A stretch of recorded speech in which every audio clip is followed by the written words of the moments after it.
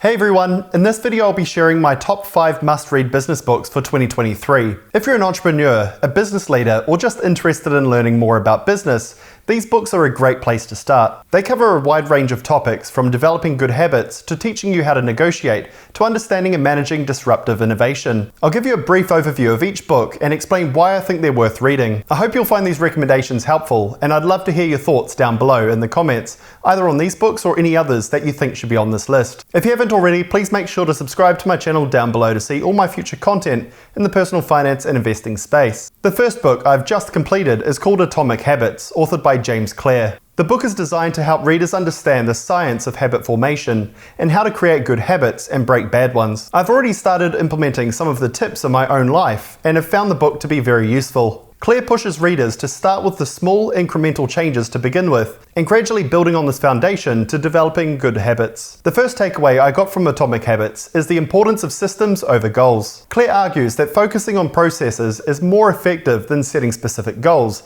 a term he calls habit stacking. By pairing habits together, you are creating a cue to start a new habit subsequent to an existing habit. For example, after you get out of bed, you make it for the next evening. Another takeaway was to create a conducive environment to make habits obvious. For example, if you need to exercise but always procrastinate, you'll be more likely to go for the run if you make it convenient, such as having all your running gear by the front door. And the third is the action of creating inconvenient steps between you and a bad habit. For example, if you always have unhealthy treats around the home, there is nothing stopping you from falling for the temptation. If, however, you had to drive to the store, pay, and then drive home, creating those extra steps will make it harder to fall victim to the bad habit. There are lots of takeaways from this book that would be of value to anyone wanting to develop good habits, break bad ones, and just make better use of the finite time they have in a day. The second book is Shoe Dogs, a memoir written by the co-founder of Nike, Phil Knight. Through Knight's personal narrative, readers get a behind-the-scenes look at the challenges and triumphs of building a successful business. One of the reasons why Shoe Dogs is such a great read is that it's not just a dry business book filled with theories and abstract concepts. Instead, it's a real-life story that brings the lessons of entrepreneurship to life. You'll see how Knight and his team persevered through difficult times, embraced innovation,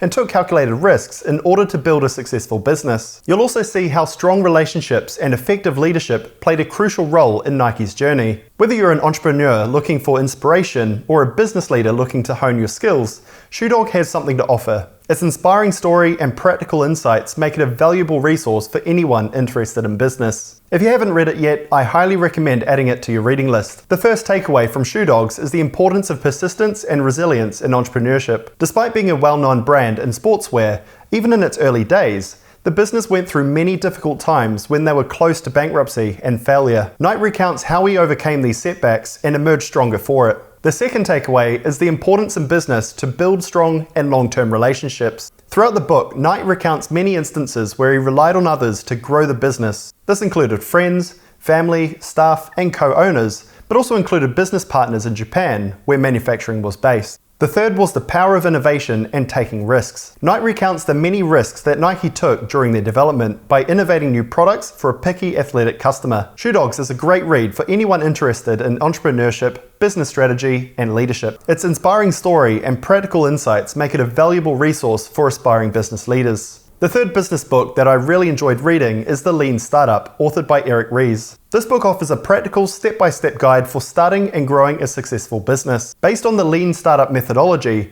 the book teaches readers how to use data and experimentation to validate business ideas and minimize risk. It also emphasizes the importance of customer development, agile development, and metrics-driven decision-making. One of the things that makes The Lean Startup a really good read is the fact that it has lots of real-world examples, which makes it really easy to understand the concepts discussed. The first lesson I got from The Lean Startup is to have an iterative process to building something. Ries discusses the value in starting with a minimum viable product and not trying to aim for perfection from the beginning. By starting with this, you can continue to improve your product or service over time based on customer feedback in order to maximize learning and minimize risk. I've taken a similar approach here on YouTube, as of course it isn't easy to put yourself out there, but sometimes getting something done is better than waiting for perfection. The second lesson is the importance of validated learning, and to validate a business idea, we should rely on data and experimentation. This is a controversial one, as many entrepreneurs advocate others to follow their gut However, what I would assume is that for most people,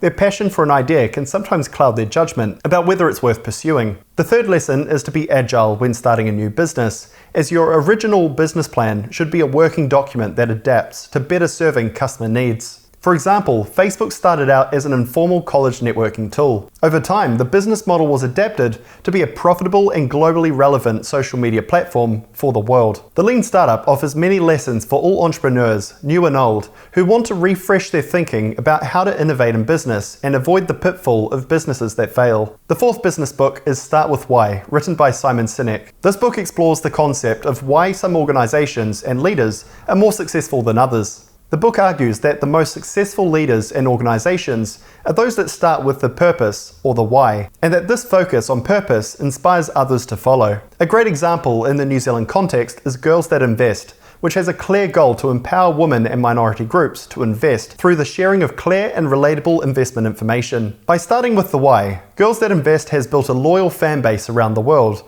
of others that are inspired they too can invest and achieve financial well-being. One of the key lessons, of course, from Start With Why is the importance of purpose in inspiring and motivating others. By starting with why you do what you do, you can inspire others to join your cause and work towards a common goal. This is important for leaders who have the power to shape the culture and direction of an organization. Sinek has a concept called the golden circle, starting with the why, then the how, and then the what. While most businesses start with the what, this book turns traditional thinking on its head.